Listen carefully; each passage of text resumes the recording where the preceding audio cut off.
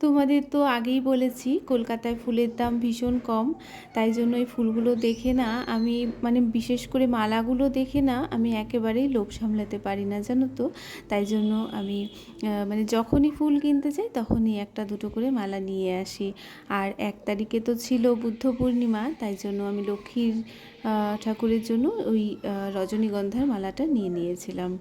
আর প্রতি বৃহস্পতিবার করে না আমি বাইরেতে এইভাবে আলপনা দিয়ে থাকি। আর হলুদটা এভাবে জল দিয়ে গুলিয়ে তারপরে আমি দিয়ে দিই।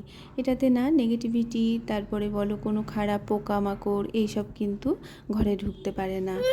কয়েকদিন ধরেই ভাবছিলাম লক্ষ্মী ঠাকুরের জন্য আর বাবা লোকনাথের জন্য নতুন জামা কিনবো। তো যখনই কিনবো তোমাদের সাথে সেটা নিশ্চয়ই শেয়ার করব। আর দেখো, আমার বরকে বলেছিলাম যে মিষ্টি নিয়ে আসতে, ও মিষ্টি পায়নি বলে শনপাপড়ি নিয়ে এসেছে।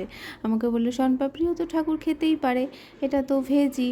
তো আমিও বললাম ঠিক আছে, তোমার যখন ইচ্ছে হয়েছে নিয়ে আসো, আজকে এটা দিয়েই আমার ঠাকুর ভোগ গ্রহণ করুক।